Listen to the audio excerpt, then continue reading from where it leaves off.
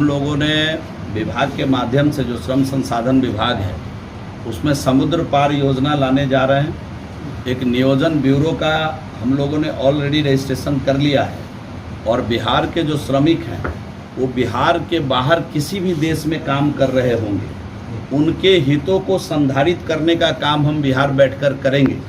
अमूमन होता क्या है, किसी एजेंसी के माध्यम से जब वो विदेश जाते हैं अनऑथराइज एजेंसी के माध्यम से, और कई बार भोले भाले लोगों को यहाँ से कहकर ले जाया जाता है कि हम पारिश्रमिक ज़्यादा देंगे, और वहाँ जाने के बाद उनका पासपोर्ट जब्त करके बहुत कम राशि उनको भुगतान की जाती है। इसके कई कंप्लेन जब विभाग में मिले तो विभाग ने स्वयं ही एक एजेंसी नामित किया है और समुद्र पार योजना बना करके हम लोग विदेश में काम करने वाले श्रमिकों के हितों की चिंता करेंगे।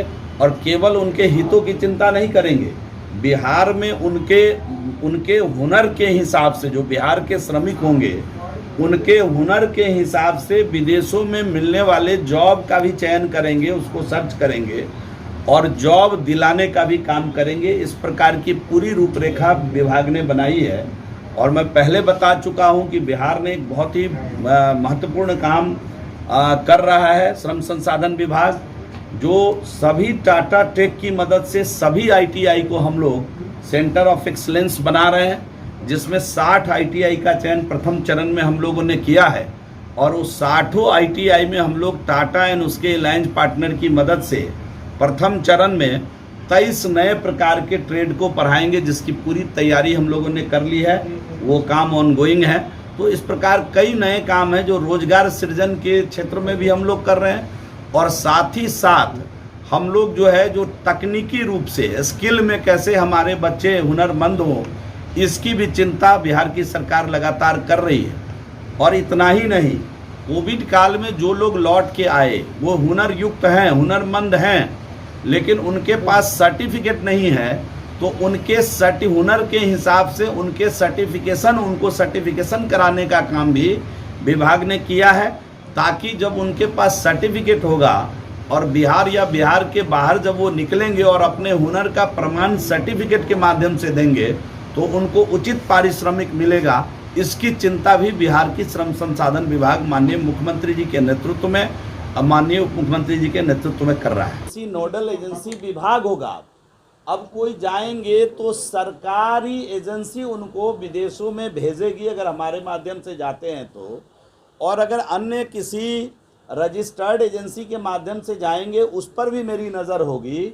और जो विदेश में रहेंगे उसको भी सुरक्षित संरक्षित करने का काम हम करेंगे।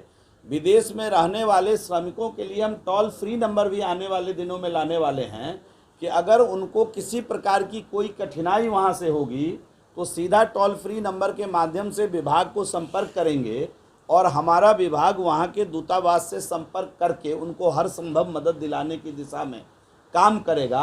ये सुंदर काम हम तो आप लोगों से आग्रह करेंगे कि कभी कभी सकारात्मक समाचार के लिए भी बड़ी जगह दिया करिए, कि जो गरीब आदमी है उसकी सेवा आपके माध्यम से भी हो।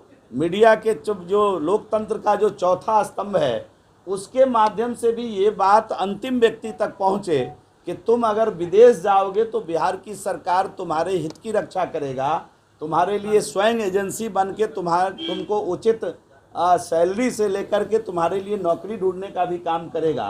तो इस सुंदर बिहार सरकार के सुंदर कार्य को अंतिम व्यक्ति तक पहुंचाने में मैं आज आप सभी मित्रों से आग्रह करता हूं कि इसको ज़मीन पर पहुंचाने में अपनी सकारात्मक भूमिका निभाएं। आतंकवादी गतिविधि में जो कोई एजेंसी लगा हुआ है, क्यों पीएफआई, क्यों एसडीपीआई, जो भी एजेंसी इससे संबंधित कार्य कर रहा है, आतंकवादी गतिविधि में संलिप्त है या फिर कोई राष्ट्र विरोधी कार्य में संलिप्त है, उनको तुरंत उन पर प्रतिबंध लगा देना चाहिए। सीधा उनको प्रतिबंधित करने का काम करना चाहिए। ये मेरी व्यक्तिगत राय। जो भी उस पर आरोप लगे हैं वो सिर्फ फंडिंग से संबंधित लगे हैं, देश विरोधी। अभी आप थोड़ा धैर्य रखिए, उन पर जितने प्रकार के अभी जांच चल रही है, एनआईए अपना जांच कर रहा है। जब देश की सबसे प्रतिष्ठित संस्था इन चीज़ों की जांच कर रही हो तो बीच में किसी प्रकार की बयानबाजी करना उचित प्रतीत नहीं होता है और इससे संबंधित कोई सवाल जवाब उचित नहीं है। पूरी जांच आ जाने दीजिए, दूध का दूध, पानी का पानी हो जाएगा। 2014 के बाद से इस देश में कोई भी आतंकी घटना न घटी है और मैं आपको विश्वास दिलाता हूं कि आगे घटेगी भी नहीं।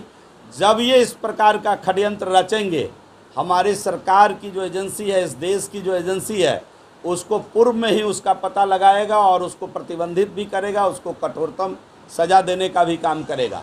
तो एक बार जो एजेंसी है NIA या जो भी एजेंसी इसमें जांच कर रही है, उसका मुकम्मल रिपोर्ट आ जाने दीजिए, उसके बाद कोई क्रिया प्रतिक्रिया उचित होगा। तमाम लेटेस्ट खबरों को सबसे पहले देखने के लिए सब्सक्राइब करें डिजिटल न्यूज़ 20।